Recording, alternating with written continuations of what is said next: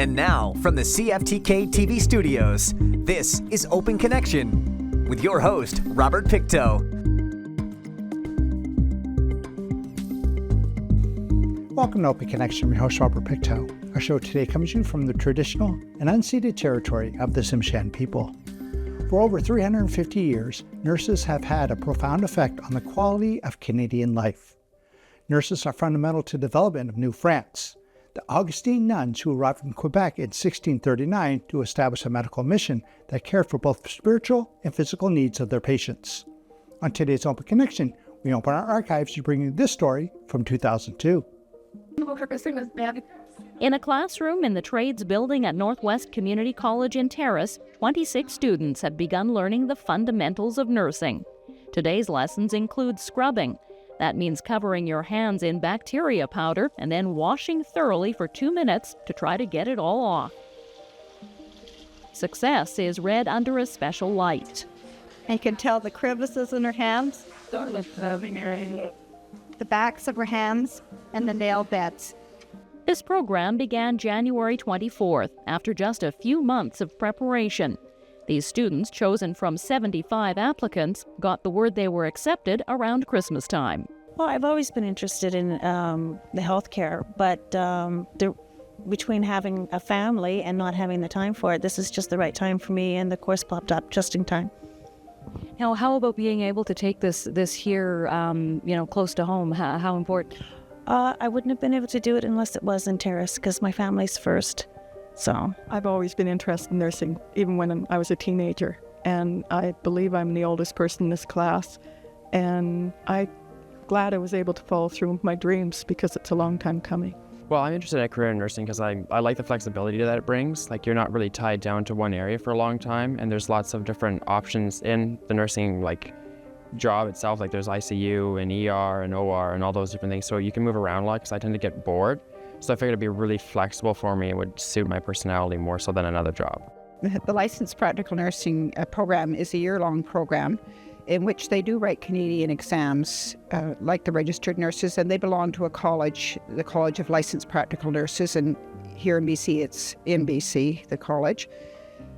They have the same standards as the registered nurses to follow. Their courses are a little different in the fact that they're not as deep. The depth and the breadth of them are a little bit different than the RN program, but otherwise they take the similar subjects. They certainly can be used to in the hospital setting, in the community settings, in the educational field too, I feel. The hospitals in the Northwest are starting to have the practical nurses prepared to give medications. Mills Memorial Hospital right now is making the spot for their medication rooms so that they can do it. I do know that Terrace View Lodge has the LPNs giving medications already. And generally, in the past, licensed practical nurses haven't been used to their full capabilities. They've been taught a lot how to do everything that a registered nurse could do, but have never been used. So now we're going to use them. Hospitals and other healthcare facilities around BC are looking for ways to deal with shortages of staff. Those in the Northwest are excited about the new LPN program in Terrace. I think that is a very important piece, because a lot, if not all of those candidates, I believe, came from the Northwest. So the probability of them staying up in the Northwest is very high. The enthusiasm in the community for the college LPN program shows in the level of cooperation in quickly setting up work experience for the students. Well, the first semester is community health, and the different placements will be in the Child Development Center, for example. Terrace District has offered their Northwest Addiction Services, their drug and alcohol detox center, and the group homes as well out of Choices. The second semester will be the gerontology, so we'll use Terrace View Lodge and the Kitimat Extended Care. And the third semester is acute care, so Mills Memorial Hospital and again Kitimat. I really want to take the moment to thank the community. When we had the site visitors, people in the community, as soon as they heard that they were coming to see about setting up our program, they talked about how wonderful it was to have a program here locally, from the people who worked in the restaurants to the hospitals. It really was a good experience for people who lived in the Lower Mainland to see how communities can really support a new program. The community has been so cooperative because people are well aware of the crisis situation so many hospitals have found themselves in recent years due to staff shortages. Open Connection will be right back after these messages. And now, from the CFTK-TV studios, this is Open Connection with your host, Robert Pictou. Thank you for staying with us. Formed in 1981, the BC Nurses Union is the largest nursing union in BC and the only union to offer services to nurses related to all 4 domains of nursing: research, clinical practice, leadership, and education. Let us return to the archives with Penny Henderson. What happens here, and it's happened more, it's getting more and more frequent, is if our ICU beds are full and a patient comes in that's critical, the patient has to stay in ICU in emerge.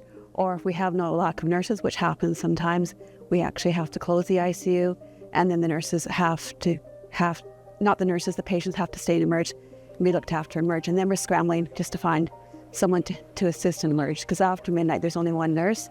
And Prince Rupert, their ICU basically is closed almost all the time, and all the ICU patients are looked after in emergency. But graduating a few dozen practical nurses in the Northwest each year won't solve the whole problem. It's helped, but it certainly won't. You cannot run a hospital without registered nurses. If you don't have registered nurses, a hospital cannot function. I would not say they're not a help. They are a help. We work alongside them, and they're very confident in what they do, but they only can do up to a certain skill level, to a certain competency level. I think the key is providing more nursing seats in nursing programs, making seats open, even having diploma entry versus a degree. Diploma entry you can get in 2 to 3 years, whereas a degree is 4 years. But I think the only way is to provide more seats for nurses. Nurses also note there's tough competition when attracting nurses to the Northwest and keeping those who are here. Administrators are well aware of that too. The new Northern Health Authority is taking a look at how to improve recruiting efforts in the region. We also might build up some strength or some abilities in special areas of recruitment, such as what kind of package you offer, how to work with immigration, how to work with the professional colleges located in Vancouver to accelerate process of recruitment and making it easier for people to come either into this province or into this country. Northwest health authorities have had some success recently making trips to meet potential nurses elsewhere. A trip to Australia and New Zealand has resulted in commitments from 6 nurses to immigrate to the Northwest. Another nurse plans to come from the Maritimes. And Brown hopes a strong website will help with future recruiting. As the new regional health authorities around BC struggle to come to grips with the finances they've inherited, some are already talking about large numbers of layoffs and even hospital closures. But the CEO of the Northern Authority refuses to jump the gun with speculation, even though his organization is about $6 million in the red this year and faces an even bigger budget shortfall next year. They're just pulling numbers, and even people in the South are pulling numbers for us, and I'm telling them, butt out. We're on a process here for a couple of months to see what the fiscal impacts are, work together. We're just new. We're only a new administration team of 6 weeks. And so we're still getting to know each other, or we need to work together, whatever. We're just not going to be pulling numbers here. We want to start saying, where can we get efficiencies? How can we minimize the impact on staff and minimize the impact on the public? That's the goal here. I can't see how we can get much shorter in the nursing unless they totally cut beds, and we are at maximum capacity most of the time now, so I don't know how the government could even foresee, because basically they're saying they want health care for the areas in which we live, and to me if they cut beds, they're cutting healthcare. Back at the college, these students are counting on a demand for their skills once they've finished this program. And it's clear many of them would not be becoming nurses if this program wasn't available so close to home. My family is here. My husband has a career here, and we have a family here, and we don't plan to leave. So if it wasn't offered in the north, I wouldn't have done it. My home's in Kitimat, a husband and 2 children, and moving away just isn't an option right now. So this is really great. And you're hoping to work in Kitimat? Yes, yes. It's a lot cheaper to do it at home because I'm still living with my parents, so I get to stay there, and so I don't really have a lot of living expenses, which is really nice because if I did go away, which I planned on doing until this came about, it would be like 10, 12 grand a year, and I couldn't afford that. And how are classes going so far? Well, a little nerve-wracking for most of us because a lot of us haven't been out of school for so long, but we seem to be adapting quite well. We have 2 excellent teachers who seem to be baby stepping us along so far, so I think we'll all do fine. The healthcare system in BC may be under tremendous strain and facing more turmoil ahead, but there's no shortage of enthusiasm here about pitching in to help out. Open Connection will be right back after these messages. And now, from the CFTK-TV studios, this is Open Connection with your host, Robert Pictou. Welcome back to Open Connection. The history of publicly funded medical care in BC and Canada dates back to 1919, when the Liberal government of BC established the first of many royal commissions to consider creating a government-sponsored plan that would provide prepaid medical coverage in the province. Let us return to the archives to discover what cuts were made to MSP in 2001. That's fine. I'm in sympathy with the nurses. I do believe that they're not in it for higher pay for themselves. I think they are trained to entice nurses to our province. But I think Florence Nightingale would be appalled. Be worried. In late 2001, the provincial government announced that starting January 1st, it would no longer be paying for certain services under its medical services plan. Fields of care affected by the cuts included physiotherapy, chiropractic, optometry, non-surgical podiatry, massage therapy, and naturopathy. For the sake of brevity, Skeena Journal decided to take a look at how the cuts have affected at least 3 of these fields, starting with chiropractic care. Under the old plan, about a third of the cost of 12 visits per year were covered by the government. So, if a session costs $30, $12.27 of the first visit was covered by MSP, as well as $11.35 of the other 11 visits. What has changed is that unless you're on income assistance or First Nations with status, that's not paid for anymore. You don't get that money back. You don't get the $12.27 or the $7.35 back. And if you're on income assistance or have a status situation, you now can have up to 10 treatments from which you get $23 back. And that's now split between chiropractic care, physiotherapy, naturopathy, podiatry, non-surgical, and massage therapy. Roberts says that most chiropractic clients are used to shouldering a majority of the cost, so adjusting to the cuts may not be as bad as other fields of care. What we want to keep supporting other patients and future clients and patients to know is that we're still providing extremely cost-effective and effective care, right? That's going to decrease on cost of drugs and surgery, and that they need to know that extended, which has usually covered a portion of your treatment, is continuing to cover a portion of your treatment, and in the future will most likely actually start to cover more. And that's something that is obviously being looked at throughout the province with the different associations. And it's really important that patients become more educated about their extended plans, and find out exactly what's being covered. Like chiropractic care, coverage for physiotherapy is now only available to people on income assistance. In Prince Rupert, the effects are already being felt. We've certainly had the impression that people are not accessing our service because of the financial cost to them. That there are people who don't have extended health coverage, who are not covered by a Workers' Compensation Board, who would have to pay out of their pocket and have no recompense. The average cost of an initial visit and an assessment for physio adds up to about $45. Each follow-up visit is $35. Harris doesn't believe the cuts to MSP are very cost-effective, as people will tend to rely on medications or live with an injury, only creating more demand for expensive surgeries. She also doesn't believe the government understands the role that physiotherapy plays. I think what they haven't appeared to understand is the role that physiotherapy plays in keeping people at work, getting people back to work in a timely fashion, keeping people functioning in their own homes instead of needing to go into long-term care, actually keeping people earning. And I think perhaps they haven't really understood that that's our role. Optometry was one of the first fields of care to learn that it was going to be part of the reductions in MSP coverage. And like physiotherapy, the effects are already being felt, as at least one optometrist we talked to has seen a drop in patients. Trevor Krecky explains the changes in coverage. They used to cover routine eye exams for everybody, children every year, seniors every year, and then everybody else every 2 years.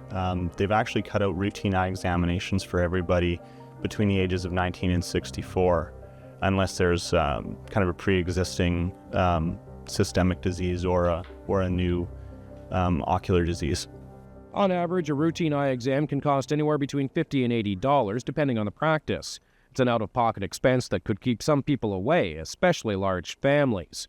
Krecky echoes concerns that the cuts are not very cost-effective, as it could lead to more serious problems down the road.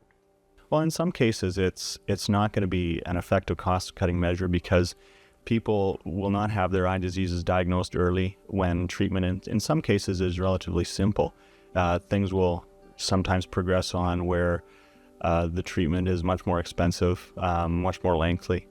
Since the province started making cuts to all of the services it provides, protests seem to have become a way of life in some communities. In Prince Rupert, residents have been particularly vocal about their concerns for the survival of BC's social safety net, and the cuts to MSP coverage have not gone unnoticed. We're going to take a look. Every part of our daily life will be affected. Medical costs, prescriptions, travel to appointments, user fees for services such as chiropractor, eye exams, and dental are increased, particularly for those who receive subsidies. However, not everybody disagrees with the cuts to the medical services plan. Recently, the president of the BC Medical Association, Dr. Heidi Otter, visited the Northwest. Although it's a tough pill to swallow, Otter says the cuts are necessary at this point in time. We recognize that at 40% of the provincial budget, the current funding of the healthcare system isn't meeting the needs of everybody, and we do think it needs to be prioritized for those people who are sickest. So that all of these services have value to people, that's certainly not a question, and I will continue to refer people to massage, physiotherapy visits, chiropractic visits where clinically appropriate. That people might be paying out of pocket for things over time is probably going to be a reality as we are faced with the fact that the costs of healthcare continue to escalate, and it's very difficult to fund everything out of the public purse. Open Connection will be right back after these messages. And now, from the CFTK-TV studios, this is Open Connection with your host, Robert Pictou. Extreme sports are often termed extreme by the consequences, meaning that if something goes wrong, the results can be catastrophic. Since the dawn of time, humans have pushed themselves to the limit and taken tremendous risks, not always out of necessity. In this final segment of Open Connection, let us return to the archives with my boss, Steve Pereira.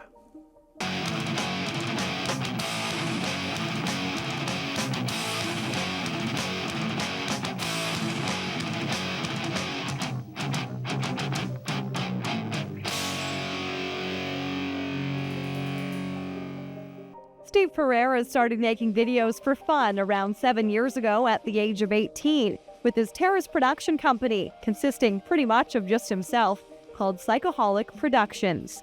Those 4 videos featured local snowmobilers, dirt bikers, and boarders, and saw Pereira in charge. His latest video released this past May has seen him step into the professional world of video making with high rollers.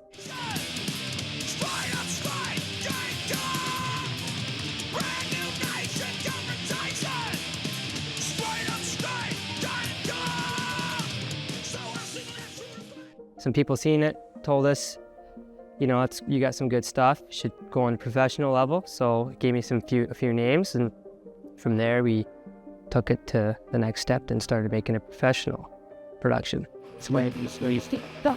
There's a wide range of riders featured in High Rollers, all Canadian, and that theme carries right down to the choice of music. Regan Sieg is one of the pros featured in the video.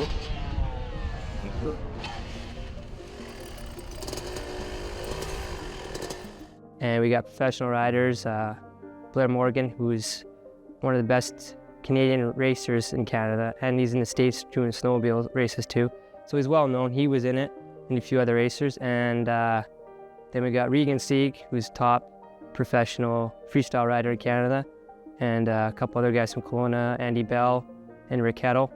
And they're well known around the States, and they go all overseas and Europe, those places to do their shows and stuff. Steve just called me up. He saw me at the Nanaimo National, I think, just doing some tricks there when I was still racing. Called me up a little while later when he figured out that I was pretty much full into freestyle, and told him to come down and do some shooting with me, and came down, had some fun, and pretty much I wanted to help him out since it's the first Canadian video I ever made, so turned out good. Pereira gathered footage for his latest video from Prince George, Kelowna, and Terrace, and features sports of variety. With these many stunts in the video, some injuries are to be expected. Andy Bell there at practice, he came short of the jump and cased it and broke both his ankles. So he was in a wheelchair for that. And then a few other of the guys are Rick wiped out a few times. And Regan, but we have no footage of it in California, he as well wiped out and broke both his legs and was in a wheelchair. And then last year he did it again, and I was in a wheelchair again. So they do a lot of practice, and every time they do it, they hit a jump maybe 6 to 7 times a day. It's a job for them, and sometimes they just don't hit it right. Sieg, who has also experienced his share of injuries, says for the meantime, he's going to continue to ride until his body can't take it. I want to keep riding my dirt bike as long as possible, and just hopefully enough to make a good living at it in a little while, and just have fun, hopefully not hurt myself anymore, and just keep doing what I'm doing pretty much. And it's time. Not exactly this goes not yet. Stop. But I'm not free. But not coffee and I what chance to come down my face. From there. With High Rollers being Pereira's first professional video, it's been hard to break into the market. His video is featured in bike and sled shops across Canada, and he's hoping to make an impact. Compared to the US market, the Canadian market is very, very hard to jump into, because you got to compete with all the Crusties, the No Fears, and the Terra Firmas, and the big name production companies, because everybody's always looking for a sequel. And for us, they pick it up and they look at, hey, what's this? So in that way, it's tough, but it's the first Canadian one out there, so we'll see what happens.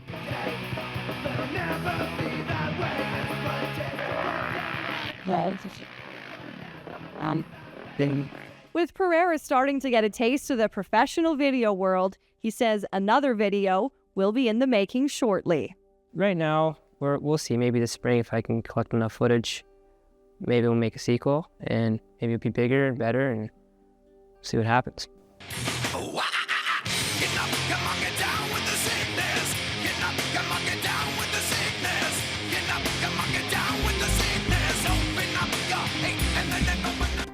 Thank you for joining us for this episode of Open Connection. The greatest distance in the existence of man is not from here to there, but the connection from his mind and heart. If we can conquer that distance, we can soar like an eagle and realize our immensity within. I'm Robert Pictou.